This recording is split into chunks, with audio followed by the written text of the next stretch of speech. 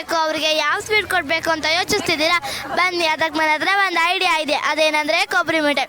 ನನ್ನ ಹೆಸರು ಪ್ರಣತಿ. ನಾನು 6ನೇ ತರಗತಿ ಬಿ ವಿಭಾಗದಲ್ಲಿ ವ್ಯಾಸಂಗ ಮಾಡುತ್ತಿದ್ದೇನೆ. ನನ್ನ ಶಾಲೆ ಹೆಸರು PMC KPS ಪ್ರೈಮರಿ ನೊಣವಿನಕೆರೆ. ನಮ್ಮ ನಾಡು ಕಲ್ಪತರು ನಾಡು. ತಿಪಟೂರು ಕೊಬ್ಬರಿ ಫೇಮಸ್. ನಮ್ಮ ರೈತರು ಬೆಳೆದ ಕೊಬ್ಬರಿಯನ್ನು ದೇಶ ವಿದೇಶಗಳಿಗೆ ರಫ್ತಾಗುತ್ತಿದೆ. ಆದರೆ ನಮಗೆ ಕೊಬ್ಬರಿಯ ಪ್ರಯೋಜನವೇ ತಿಳಿದಿಲ್ಲ. ಇತ್ತೀಚೆಗಂತೂ ಚಾಕ್ಲೇಟ್, ಚಿಪ್ಸ್, ಕೇಕ್, ಬೇಳೆ, ಸ್ವೀಟ್ಸ್ಗಳನ್ನು ತಿಂದು ಆರೋಗ್ಯ ಹಾಳು ಮಾಡ್ಕೋತಾ ಇದ್ದೀವಿ. ನಾವು ಬೆಳೆದ ಕೊಬ್ಬರಿಯನ್ನು ಹಲವು ರೂಪದಲ್ಲಿ ಬಳಸಬಹುದು. ಕೊಬ್ಬರಿಯನ್ನು ಒಳ್ಳೆ ಬೆಲೆ ಸಿಗುವಂತೆ ಮಾಡಬಹುದು. ಕೊಬ್ಬರಿಯಿಂದ ಕೊಬ್ಬರಿ ಬಿಸ್ಕೆಟ್, ಕೊಬ್ಬರಿ ಮಿಠಾಯಿಗಳಂತಹ ರುಚಿಕರ ತಿನಿಸುಗಳನ್ನು ಸೇವಿಸಿ ಆರೋಗ್ಯವಾಗಿರಬಹುದು.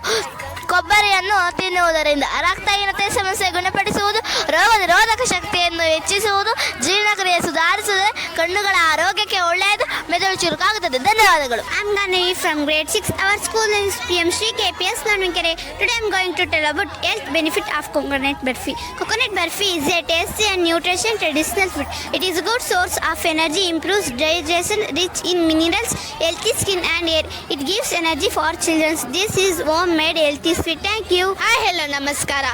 Myself Likita. I am grade from 6. Today I am going to speak about farmers. Farmers are the backbone of our country. They work day and night to grow food for us. Without farmers, we cannot survive. If farmers are happy, nation will be happy. Farming is not an easy job. Farmers face many challenges like lack of rainfall, floods, low prices, crop diseases. Still, they never give up. Their hard work, patience, and courage inspire us. Dear farmers, your work is noble and valuable. You are not alone. The future depends on you. With the modern technology, better irrigation, and government support, farming can become more successful and profitable. Thank you. ನಮಸ್ತೆ. ರೈತರ ಜೀವನ ಕಷ್ಟ ಅಂತ ಕೊರಗ್ತಿದ್ದೀರಾ? ನಮಗೆ ಮಳೆನೇ ಬರಲ್ಲ, ನಮ್ಗೆ ಯಾವಾಗಲೂ ಲಾಸ್ ಆಗುತ್ತೆ ಅಂತ ಹೊಲದಲ್ಲಿ ಏನು ಬೆಳೆದಿಲ್ಲ, ಹೊಲನ ಖಾಲಿ ಬಿಟ್ಟಿದ್ದೀರಾ? ನಾವ್ ಹೆಂಗ್ ಆದಾಯ ಗಳಿಸ್ಬೋದು ಅಂತ ನಾನು ಹೇಳ್ತೀನಿ ಬನ್ನಿ. ನನ್ನ ಹೆಸರು ಪದ್ಮಾವತಿ. ನಾನು 6ನೇ ತರಗತಿಯಲ್ಲಿ ವ್ಯಾಸಂಗ ಮಾಡುತ್ತಿದ್ದೇನೆ. ನನ್ನ ಶಾಲೆ ಹೆಸರು PMC KPS ನೊಣವಿನಕೆರೆ. ಮಾತಾಡ್ತಿದ್ರೆ ರೈತರ ಜೀವನ ಕಷ್ಟ, ರೈತರಿಗೆ ನಷ್ಟ ಅಂತ ಎಲ್ಲ ಹೇಳ್ತಾರೆ. ಆದರೆ ಅದು ಸುಳ್ಳು. ನಮಗೆ ಸಾಂಪ್ರದಾಯಿಕ ಬೇಸಾಯದ ಜೊತೆಗೆ ವೈಜ್ಞಾನಿಕ ಕ್ರಮಗಳನ್ನು ಅನುಸರಿಸಬೇಕು. ತನಗೆ ತನ್ನ ಕುಟುಂಬಕ್ಕೆ ಬೇಕಾದ ದಿನಬಳಕೆಯ ವಸ್ತುಗಳನ್ನು ತಾನೇ ಬೆಳೆದುಕೊಂಡರೆ ಖರ್ಚು ಕಡಿಮೆ ಆಗುತ್ತದೆ. ನಮ್ಮ ರೈತರು ತರಕಾರಿಗೂ ಬೇರೆಯವರನ್ನು ಅವಲಂಬಿಸಿರುವುದರಿಂದ ಅವರಿಗೆ ಖರ್ಚು ಜಾಸ್ತಿ ಅನಿಸುತ್ತೆ. ಅದ್ರ ಬದಲು ನಮ್ಗೆ ಎಷ್ಟು ಬೇಕೋ ಅಷ್ಟು ತರಕಾರಿ ನಾವೇ ಬೆಳ್ಕೊಂಡು ನಮ್ಗೆ ಎಷ್ಟು ಬೇಕೋ ಅಷ್ಟು ಉಳಿತಾಯನೇ ಮಾಡ್ಬೋದು. ಸಿಟಿಯಲ್ಲಿರುವವರು ಪೇಪರ್, ಮೊಬೈಲ್, ಬಂಗಾರ ತಿನ್ನೋಕ್ಕಾಗಲ್ಲ. ಅವ್ರ ಮದುವೆ ಆಗಲಿ, ಅವ್ರ ನಾಮಕರಣ ಆಗಲಿ, ಅವ್ರ ತಿಥಿಗೂ ಕೂಡ ನಮ್ಮ ರೈತರು ಬೆಳೆದೇ ಬೇಕು. ವಿದ್ಯಾಭ್ಯಾಸ ಮಾಡೋದು ನಮ್ಮ ನಾಲೆಡ್ಜ್ ಇಂಪ್ರೂವ್ ಆಗೋಕ್ಕೆ. ಆದರೆ ನಮ್ಮ ಅಪ್ಪ ಅಮ್ಮ ಹೊಲದಲ್ಲಿ ಮಾಡೋ ಕೆಲಸ ಕಲಿತ್ರೆ ನಾವು ಸಾಯ ತನಕ ನಮ್ಮ ಹೊಲ ಸಾಕುತ್ತೆ. ಹಿಂದಿನ ಯುವಕರು ಓದಕ್ಕಾಗದೆ ಹೋದ್ರೆ ಕೆಲಸ ಸಿಕ್ಕಿಲ್ಲ ಅಂತ ರೀಲ್ಸ್ ಮಾಡ್ಕೊಂಡು ಟೈಮ್ ಪಾಸ್ ಮಾಡ್ಕೊಂಡು ಹೋಗ್ತಾ ಇದ್ದಾರೆ. ಅದ್ರ ಬದಲು ಬುದ್ಧಿ ಉಪಯೋಗಿಸಿ ಪ್ರಗತಿಪರ ರೈತನಾಗಬಹುದು. 10 ವರ್ಷ ಕಳೆದ್ರೆ ಭಾರತದಲ್ಲಿ ರೈತ ಶ್ರೀಮಂತ ಆಗ್ತಾನೆ. ಈ ಗೌರ್ಮೆಂಟ್ ಕೆಲಸರು ಇರೋರಿಗಿಂತ ರೈತಂಗೆ ಜಾಸ್ತಿ ಬೆಲೆ ಸಿಗುತ್ತೆ. ಜಗತ್ತಿನಲ್ಲಿ 5G 6G ಟೆಕ್ನಾಲಜಿ ಮುಂದುವರೆದರೂ ಅನ್ನವನ್ನು ಆನ್ಲೈನಲ್ಲಿ ಬೆಳೆಯುವುದಿಲ್ಲ. ಅದು ರೈತರ ಪರಿಶ್ರಮದಿಂದ ಮಾತ್ರ. ಅಂಗೈಯಾಗವಲ ಮಾಡಿದರೆ ಮುಂಗೈ ತುಂಬ ತುಪ್ಪ. ಧನ್ಯವಾದಗಳು. ಎಲ್ಲರಿಗೂ ನಮಸ್ಕಾರ. ನಮ್ಮ ರೈತರಿಗೆ ಸಹಕಾರ ಸಹಾಯ ಮಾಡುವುದು ಹೇಗೆ, ಅದನ್ನು ನಾವು ಹೇಗೆ ಉಪಯೋಗಿಸಬೇಕು ಅಂತ ಹೇಳ್ತೀನಿ ಕೇಳಿ. ನನ್ನ ಹೆಸರು ಯುಕ್ತ. ನಾನು 6ನೇ ತರಗತಿ ಬಿ ವಿಭಾಗದಲ್ಲಿ ವ್ಯಾಸಂಗ ಮಾಡ್ತಿದ್ದೇನೆ. ನನ್ನ ಶಾಲೆ ಹೆಸರು PMC KPS ನೊಣವಿನಕೆರೆ. ಕೃಷಿ ಇಲಾಖೆಯಿಂದ ರೈತರಿಗೆ ತರಬೇತಿ ನೀಡಲಾಗುತ್ತದೆ.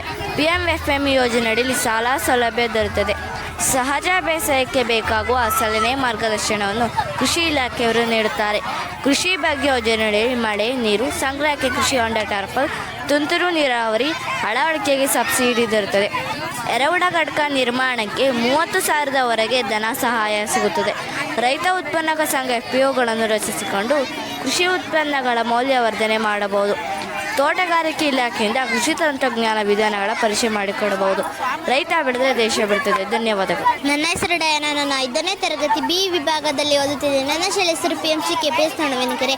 ಹೆಸರು ಕಾಳನ್ನು ಮೊಳಕೆ ಕಟ್ಟಿ ಅದಕ್ಕೆ ಒಣ ದ್ರಾಕ್ಷಿ, ದಾಳಿಂಬೆ ಬೀಜ, ಹಸಿರು ಮೆಣಸಿನಕಾಯಿ ಒಗ್ಗರಣೆ ಹಾಕಿ ಕರಿಬೇವು, ಕೊತ್ತಂಬರಿ ಸೊಪ್ಪು, ಈರುಳ್ಳಿ, ತೆಂಗಿನಕಾಯಿ, ಕ್ಯಾರೆಟ್, ಉಪ್ಪು, ನಿಂಬೆಹಣ್ಣು ಬೆರೆಸಿ ತಯಾರಿಸಿದ ಇದೊಂದು ಅತಿ ಹೆಚ್ಚು ಪ್ರೋಟೀನ್ ಯುಕ್ತ ಆಹಾರ ಪದ್ಧತಿಯಾಗಿದೆ. ಧನ್ಯವಾದಗಳು. ನನ್ನ ಹೆಸರು ಶಿಶಿರ. ನಾನು 5ನೇ ತರಗತಿಯಲ್ಲಿ ಓದುತ್ತಿದ್ದೇನೆ. ನನ್ನ ಶಾಲೆ ಹೆಸರು PMC KPS ನೊಣವಿನಕೆರೆ. ಬಟಾಣಿ ರೋಲ್. ಇದನ್ನು ಹಸಿಯಾಗಿ ತೆಗೆದುಕೊಂಡು ಅದಕ್ಕೆ ಆಲೂಗಡ್ಡೆ, ಟೊಮೆಟೊ ಹಾಕಿ ಎಲ್ಲ ಮಿಶ್ರಣ, ಗೋಧಿ ಹಿಟ್ಟಿನಿಂದ ಚಪಾತಿ ಮಾಡಿ ಎಲ್ಲ ಮಿಶ್ರಣ ಮಾಡಿದ ಪಲ್ಯವನ್ನು ಚಪಾತಿಯ ಮಧ್ಯೆ ಇಟ್ಟು ಸರ್ವ್ ಮಾಡಿ ಕೊಡುವುದು. ಇದನ್ನು ಬಾಳೆ ಎಲೆಯಲ್ಲಿ ಸರ್ವ್ ಮಾಡಿ ಕೊಡುವುದು. ಇದನ್ನು ರುಚಿಕರವಾದ, ಸ್ವಾದಿಷ್ಟವಾದ, ಅದ್ಭುತವಾದ ಬಟಾಣಿ ರೋಲ್ ತೆಗೆದುಕೊಳ್ಳಲು ಬನ್ನಿ. ಧನ್ಯವಾದಗಳು. ಹಾಯ್, ನಮಸ್ತೆ, ನನ್ನ ಹೆಸರು ಭಾರ್ಗವಿ. ನಾನು 5ನೇ ತರಗತಿ ಬಿ ವಿಭಾಗದಲ್ಲಿ ಓದುತ್ತಿದ್ದೇನೆ. ನನ್ನ ಶಾಲೆಯ ಹೆಸರು PMC KPS ನನವಿನಕೆರೆ. ನಾನು ಹೇಳುತ್ತಿರುವ ವಿಷಯ ಕಡಲೆ ಬೀಜದ ರೋಲ್. ಬನ್ನಿ ಉರಿದ ಕಡಲೆ ಬೀಜವನ್ನು ತಿನ್ನಲು ಬನ್ನಿ. ಅಂಗಡಿ ಸ್ನ್ಯಾಕ್ಸ್ ತಿಂದು ಬೋರ್ ಆಗಿದೆಯೇ? ಹಾಗಾದರೆ ನಮ್ಮ ಕಡಲೆ ಬೀಜವನ್ನು ತಿನ್ನಿ. ಇದರಲ್ಲಿ ಪ್ರೋಟೀನ್, ವಿಟಮಿನ್ ಹಾಗೂ ಪೊಟ್ಯಾಷಿಯಂ ಇರುವುದರಿಂದ ದೇಹಕ್ಕೆ ಶಕ್ತಿ ಬಲ ಹೆಚ್ಚುತ್ತದೆ. ಧನ್ಯವಾದಗಳು. ಹಾಯ್, ಎಲ್ಲರಿಗೂ ನಮಸ್ಕಾರ.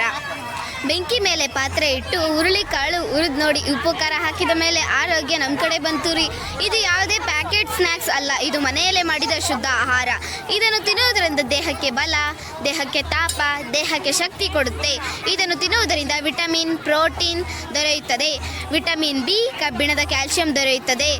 ಧನ್ಯವಾದಗಳು. ನನ್ನ ಹೆಸರು ನವ್ಯ. ನಾನು 5ನೇ ತರಗತಿ ಬಿ ವಿಭಾಗದಲ್ಲಿ ಓದುತ್ತಿದ್ದೇನೆ. ನನ್ನ ಶಾಲೆ ಹೆಸರು PMC KPS ನನವಿನಕೆರೆ. ನಾನು ಹೇಳುತ್ತಿರೋದು ಚಿಂಕುಳಿ. ನೋಡಿ ಇದು ನಮ್ಮ ಚಿಂಕುಳಿ. ಕಡಲೆ ಬೀಜ, ಅವಲಕ್ಕಿ, ಕಡಲೆ ಇದರಲ್ಲಿ ಸೇರಿದೆ. ನೋಡಿ ಇದು ನಮ್ಮ ಚಿಂಕುಳಿ. ಬನ್ನಿ. ಆದರೆ ಅಂಗಡಿಯಲ್ಲಿ ತಿಂದು ಬೋರ್ ಆಗಿದೆಯಾ? ನಾನು ಮನೇಲೇ ಮಾಡಿರೋದು ತಿಂದಿದ್ರೆ ಟೇಸ್ಟೇ ಬೇರೆ. ಬನ್ನಿ. ಧನ್ಯವಾದಗಳು. ನನ್ನ ಹೆಸರು ಗಗನ. ನಾನು 5ನೇ ತರಗತಿಯಲ್ಲಿ ಓದುತ್ತಿದ್ದೇನೆ. ನನ್ನ ಸ್ಕೂಲ್ ಹೆಸರು PMC KPS ನೊಣವಿನಕೆರೆ. ಅಳಸಂದೆ ಕಾಳು ಹುರಿದ ಮೇಲೆ ಸ್ವಲ್ಪ ಉಪ್ಪು ಖಾರ ತರುವುದು. ಪ್ಯಾಕೆಟ್ ಸ್ಟಾಕ್ ಬಿಟ್ಟು ನೈಸರ್ಗಿಕ ಸ್ಟಾಕ್ ಬೇಕೇ ಆಗಿರಿ ಕೇಳಿ. ಇದು ನಮ್ಮ ಅಳಸಂದೆ ಕಾಳು ಅಳಸಂದೆ ಕಾಳು ಬೆಂಕಿಲಿ ಚೆನ್ನಾಗಿ ಹುರಿದ ಮೇಲೆ ಸ್ವಲ್ಪ ಉಪ್ಪು ಖಾರ. ಇದು ದೇಹಕ್ಕೆ ಶಕ್ತಿ ಕೊಡುತ್ತೆ. ಮಕ್ಕಳಿಗೂ ಚೆನ್ನ, ಹಿರಿಯರಿಗೂ ಚೆನ್ನ. ಆರೋಗ್ಯ ಬೇಕು, ರುಚಿ ಬೇಕಾ? ಅಳಸಂದೆ ಕಾಳು ಹುರಿದು ಆರೋಗ್ಯದ ರುಚಿಕರ ಖಜಾನೆ. Thank you.